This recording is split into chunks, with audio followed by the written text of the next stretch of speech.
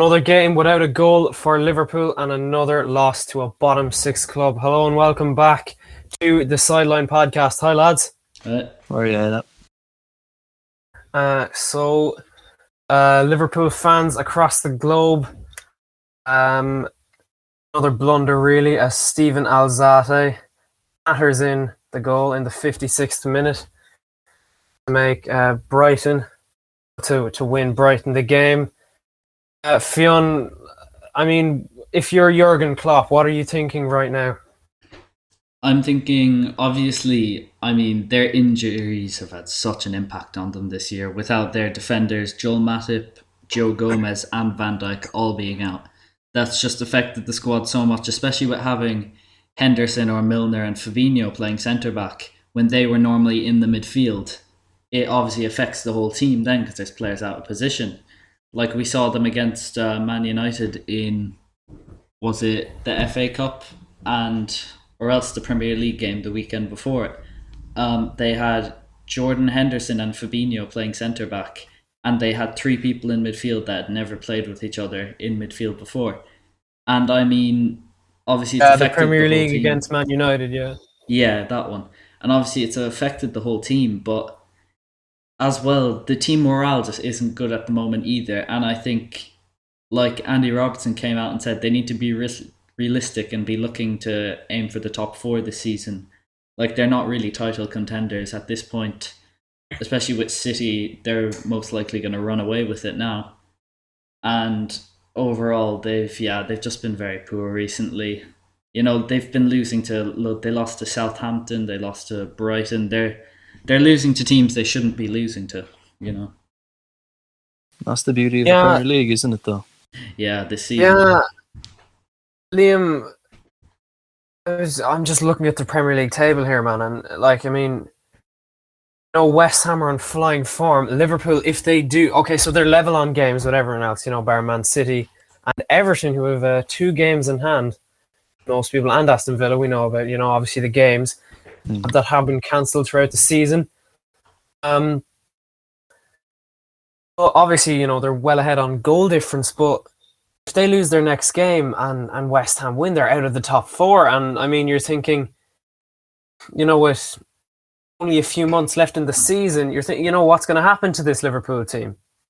I think they got ahead of themselves, to be honest. I think they went into this season after winning the league by running away with it completely last year, and I think it's really come back to bite them. Is the problem. I think they got way too ahead of themselves, and they were basically injury-free last year. I don't remember a single player of theirs getting injuries last year. It's come back to bite them. It's haunting them now. I mean, Van Dijk gone to the end of the season, Matip gone to the end of the season, and Gomez gone to the end of the season. And I mean, the people that they've bought to replace them, because they don't want to be using the midfield players anymore, like Henderson and Fabinho. I wouldn't be rating them too highly, I'll be honest. And I know some of the players who are superstars for them now, Robertson, etc., are quite good, and they were from championship clubs. But I mean, Ben Davies and I think his name is Oback. I'm not quite sure how to pronounce it really. When you look at their record, especially Oback's, I mean, he's part of Schalke 04, who have 1 win this season and over minus 30 goal difference. And there's people making the argument that, but he's a good player by himself. But I mean, I find that quite hard to believe with that much of a goal difference and errors leading to goals, etc. It felt more like these were just, I guess, easy ways to get a centre-back.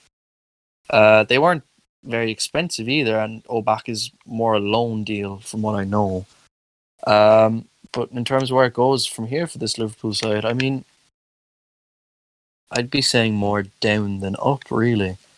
I say this because I think with the position they're in, I think Jurgen Klopp himself is extremely angry too, and I think he's going to be trying to, I guess, stress that message across them, and I don't think it's going to work very well in getting to them, if I'm being honest. And I just don't see it going well from here.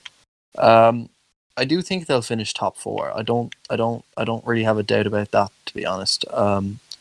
Liverpool are a quality team.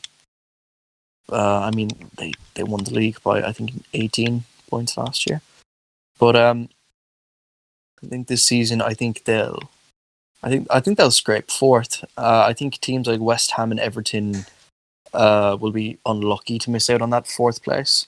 If I'm being honest, I do think they will, but I'm fairly certain that one of those two teams will at least make a Europa League spot. No, for Liverpool, I don't really think that they'll drop out of the top four. And they definitely will not win the title. But Jurgen Klopp's put together a great team in his last 5 or 6 years being there. I really do believe confidently that they'll end in fourth place. So, Beyond Chelsea are after jumping up to sixth place, where they currently sit, 1-0 up. But I mean, Thomas Tuchel, not to speak about this too much, obviously, because this is an episode about Liverpool's current rut in their form. But just quickly, can you go over Thomas Tuchel's start to Chelsea, please? I mean, so far they've looked very good. They've looked very dominant on the ball and holding possession. And obviously in his first game against Wolves, they completely dominated. But they just couldn't get the striking to go. But obviously they get that going, that could really... They'd be up there for the top four considering how their form has been recently. And, they're very possessive on the ball, good at holding the ball. The defence is good, and obviously, at the moment they're up 1-0 to Tottenham, a Jorginho penalty, but they've been doing well. He seems to be doing good so far, but obviously it's only just a start for him. And what a promising start it is. But quickly, Liam, back to Liverpool. Leicester are not clear of Liverpool, so what I said about West Ham still applies to Leicester as well if Liverpool do win their next game. And West Ham are not clear of Chelsea. And Everton are level on points with Chelsea, bearing in mind this is as it stands, as Chelsea are 1-0 up to Tottenham, unless Tottenham can pull back an equaliser. But Liam, in terms of the title race, are you thinking that the title race is already too far gone in Man City's favour, or is it a bit of a two-horse race, including Manchester United? It's a difficult one, because Pep Guardiola, when he gets teams firing and going like that, there's no, I guess, stopping him really. I mean, look, only time will tell. It's the Premier League really, because I mean, at the start of the season, Man City were, I think, after 3 games, 10th.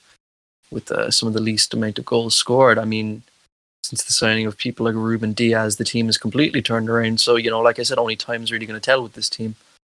I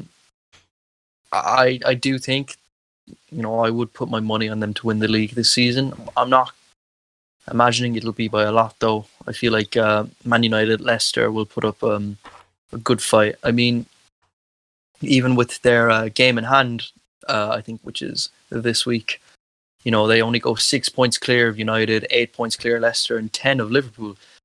That's if they beat Liverpool this weekend, however, though. I mean, if they lose to Liverpool this week, they're only 4 points clear of Liverpool, 3 points clear of United, and 5 of Leicester.